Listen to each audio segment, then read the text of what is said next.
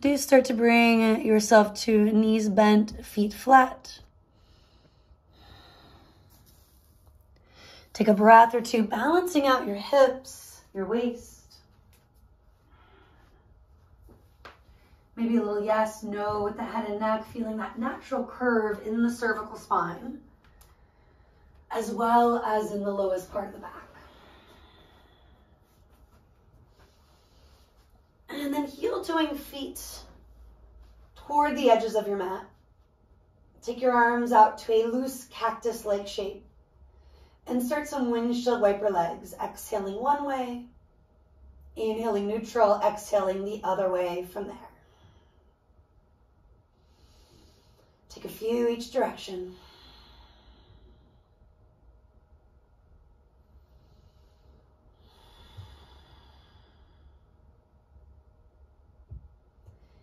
And then next time both knees move on over to your left, let's pause. Taking the next few breaths to consider the left foot on the right thigh. If it's not working, place the foot on the floor. From there, reaching arms back, let your left hand gently pull on that right wrist.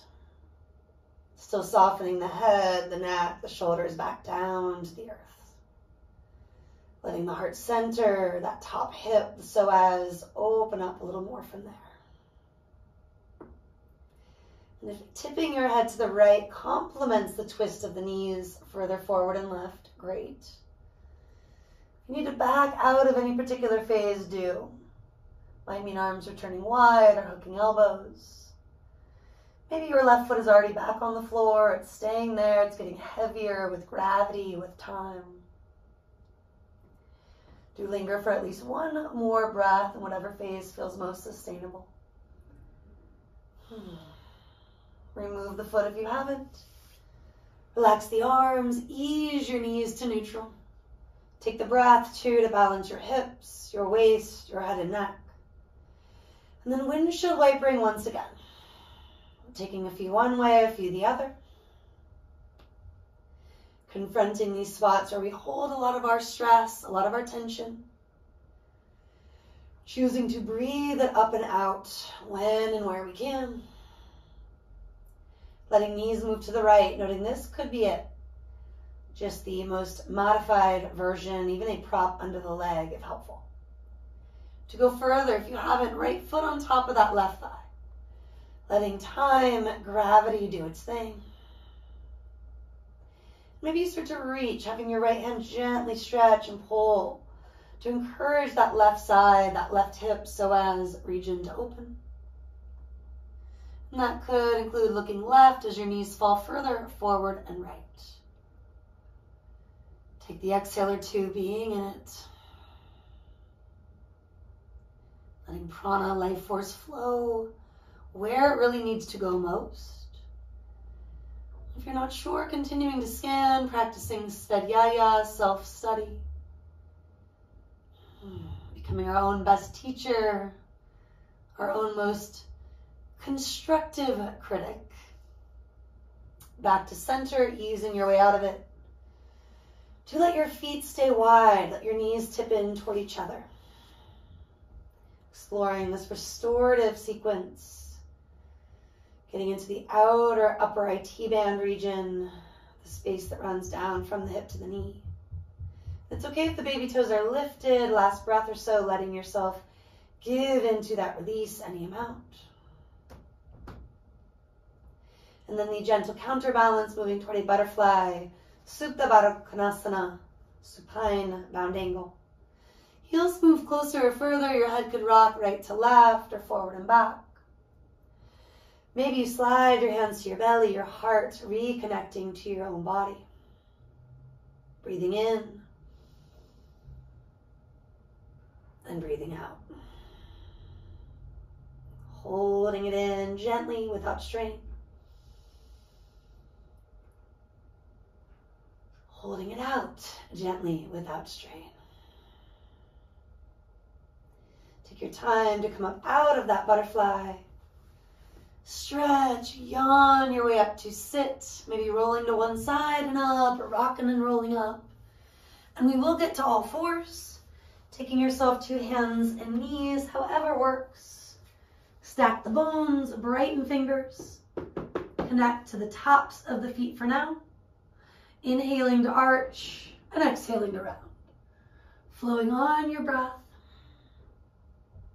Consciously connecting your inhale to the back bend. Your exhale to that subtle forward bend. And you can keep it simple. You can also change it up with me, including curling toes under, stretching the feet, the connection between the toes, the foot itself. Maybe spinning the fingers and or getting into that forearm and wrist stretch here. And lots of other options, but I'll stop there for now. Clearing what needs to go most. Last breath or two. Maybe a sigh. And for a few breaths, you can sit back on the heels with the toes curled under. Join me for a shoulder roll or two from here.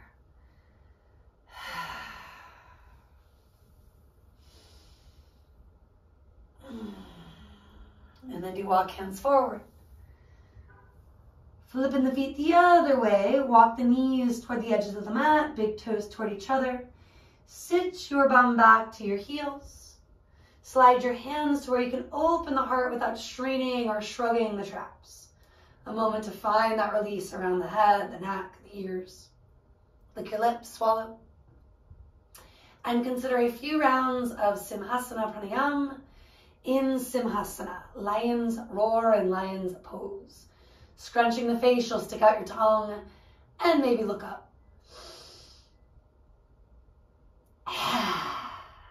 Dropping what needs to go, the stuff that is not in your control.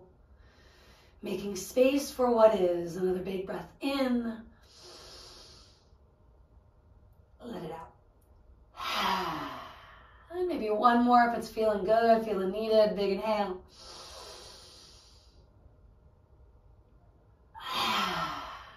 Now walk hands forward. Lift your bum up off your heels, separate the feet. Sufi grinds from there. We're coming forward, arching through the back bend. We inhale. Rounding into that gentle forward bend as we exhale. Inhaling, helping to digest, to process anything we're taking in. Exhale, clearing out what needs to go. And you can change directions here when you push back. Take another 30 plus seconds to explore.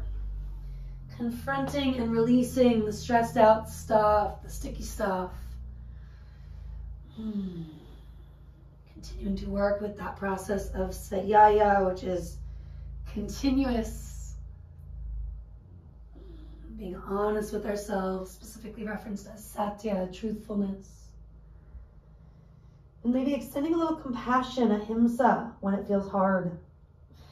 Forehead to the earth, maybe palms up to the sky. A variation on Balasana. Arms can be forward or back. Melting the forehead down, massage out what still needs to go. And feel that shift. Small or big, embracing the good stuff from your practice. And if your mind starts to race far away from the here, the now, the present, into the past or the imagined future, notice. See if you can come back to your sankalpa, your intention. Maybe just starting with that deeper breath, helping to regulate the nervous system, helping you to choose to be in the here and now.